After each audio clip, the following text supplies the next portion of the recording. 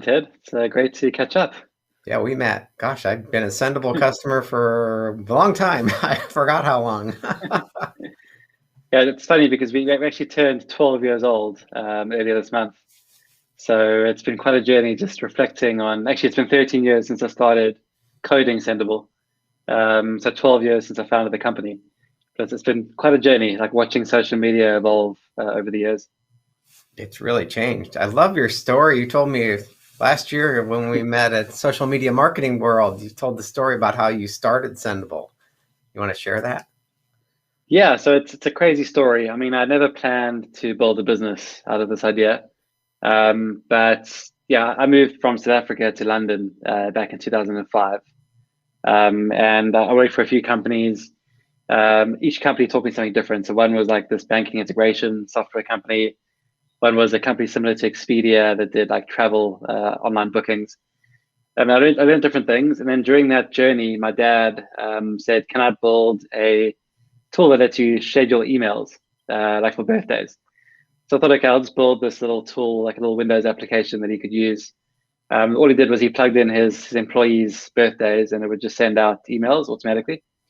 And I kept on like building it in a way that you send anything. So it made sending anything possible.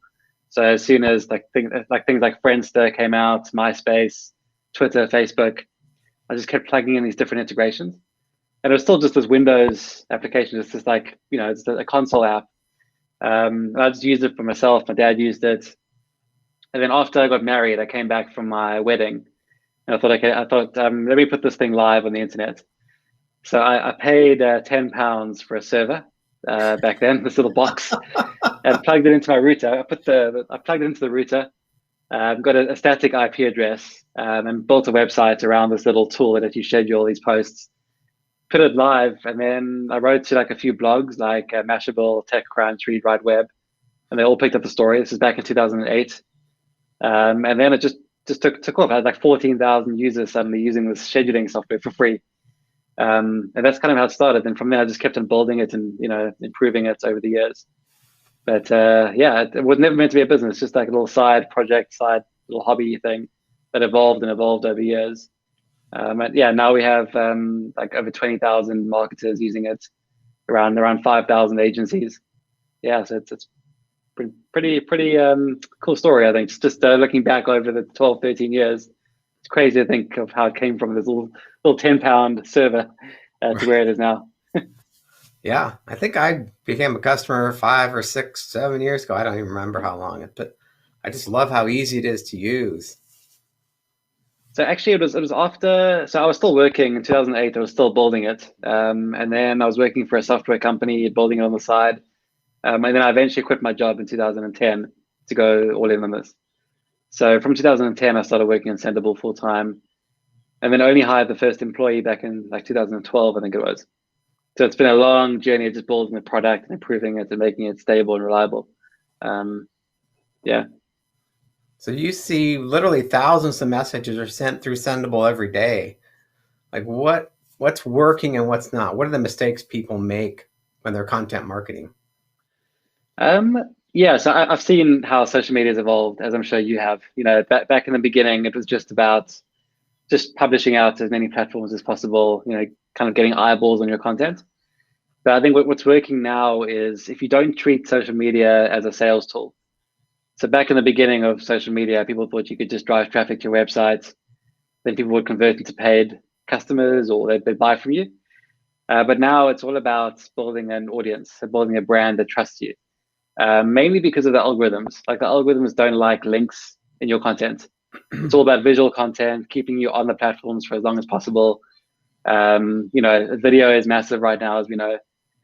So I think the mistake that people make is that they're still trying to drive them to their websites, and not just trying to build an audience, trying to get people to pay attention to what they're saying. Um, so I think the key that I've learned is that if you can tell a story, so kind of share behind the scenes, tell about, like, don't directly sell your product, but kind of share how you've come about, like how you've maybe solved a problem in what you do every day. That's around what you do, but it doesn't actually sell your product. And then people can buy into your story and they can learn from you. And then once they learn from you, they then start to trust you. and then every now and then you can throw in a link or sell your product. But it's all about really brand building these days. How you can build a brand on social, I think is the key. And I think I think the companies that are focusing on social media as a brand building tool rather than as a sales tool are really benefiting from it right now.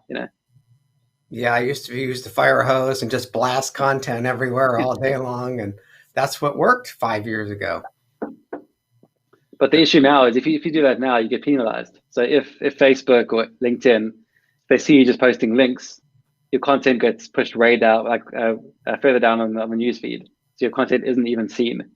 So you really have to just think of it as a visual tool only, like visual content, photos, videos, text only, no links, and build the audience. And then every now and then throw in a link. But and try to use a link in the comments. That's another tactic. So avoid putting links in the actual post because it pushes it way down again. Because if you think about it, like they want to keep you in the newsfeed, for as long as possible, as a consumer of the content. So if you play by their rules, your content will be seen. Yeah, I just saw a study from a company, I think they're in the UK, and they said the optimal amount of posts on LinkedIn is like 2 to 3 a week, maybe definitely less than 30 posts a week or a month. And I noticed that like if we post something, they're promoting that post for you. And if you do 5 more posts in that day, every time you post a new one, they stop promoting the one before it. So it's interesting. kind of fascinating. Yeah. Something else that I've seen on LinkedIn is actually they don't like you to share someone else's posts either. If you share someone else's post that's been seen before, you get very little engagement and reach. Yeah. So it's all about feeding the algorithm fresh, engaging content, really. And the best way to engage is through visual content these days. Which is why I think Instagram's got it right. Instagram has no links in their content. It's purely focused on visual, visual content. And I think that's why it's such an engaging platform, because you have to really be creative. You have to tell a story, and every image you post is an opportunity to share that story and build the audience. Yeah. So yeah, I would say if you can just think of social media these days as a tool to build an audience that trusts you, and put out content that you want people to really appreciate and be inspired by, rather than just selling your products or offering a service. So as you know, I'm always kind of testing things and breaking the rules. Lately, I've been posting a LinkedIn article, and it gets very little engagement. So I'll post that same article on medium.com, and I promote it in a LinkedIn post with a link in the post to medium.com, and it gets about 10 times the views as a LinkedIn article. Makes no sense at all. So the link is in the post. So you have the link in the actual post, taking people to medium.com, and it gets at least 10 times the engagement my LinkedIn article does. I wonder if the algorithm is just favoring Medium, right now as a platform. I tested and put the article on my blog too, and I linked in the post to my blog, and it gets about 10 times the engagement the LinkedIn article does. So LinkedIn articles are just, they don't even want to promote them anymore. What about stories? Are you using LinkedIn stories yet? Or? I haven't done much with that. I got to play with that more. Yeah. So I don't know if that works or not. I haven't really talked to anyone that's saying, hey, let's do it. Definitely. Nobody's really raving about it yet. Yeah. So I'm not sure. One thing I'm seeing right now is obviously Clubhouse, like taking off at the moment. I'm sure you've tried it. Have you tried Clubhouse? I'm kind of avoiding it right now because I'm trying to launch a new program. Okay. I know I'll get addicted and it'll take up all my time. So Clubhouse is interesting because the quality of the content is not great, right? Because everyone can now just broadcast these almost like radio stations. So what they say is it's pointless being in the audience. It's better to come on there and talk about stuff, and then people can listen to what you have to say. But because like everyone can just put out this low value content, it's just not really a platform that people see will be here for the long term. Yeah. Obviously, like podcasting is a great platform right now because it's quality. It's obviously curated, it's edited. But I think everyone's just jumping on this bandwagon and they're using it as a way to network, so to build their own personal brand. So it's really interesting. People are on there every night talking about random stuff, but the quality of the content is just so low. Yeah. There's some really good content that you can come across, but yeah, like you said, it's like needle in a haystack. Because most of it's just people jump on the bandwagon. And the issue is that you miss out on so much, right? Because it's all live, and there's obviously no recordings. So I think they kind of, it's working because people are worried about missing out. So you get an alert that someone's gone live, and you have to jump in quickly and get distracted.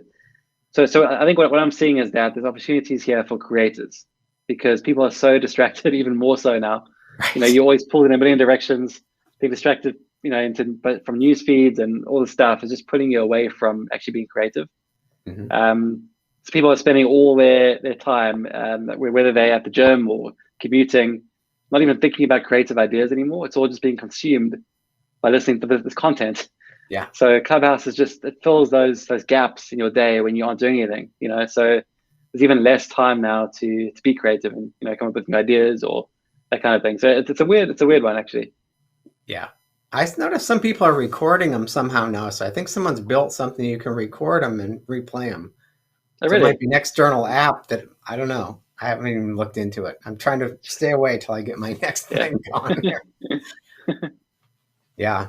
What's your next project? What are you working on? So I'm just doing a new coaching program. I want Okay. to, kind of, I've been learning, as you said, and I actually implementing a lot of the stuff I'm doing, and it's working really well. So I've been working with a few clients, and it's working well for them. So I'm going to do a webinar to show exactly what's working right now for me. Yeah, that's good. Yeah, like I said, it's a moving target. Next week it'll be something else. But if you So tell what's your number one stories, tip? Yeah. I'm telling a lot of stories, and my Yeah. email list is really engaged, and my content has been getting a lot of response.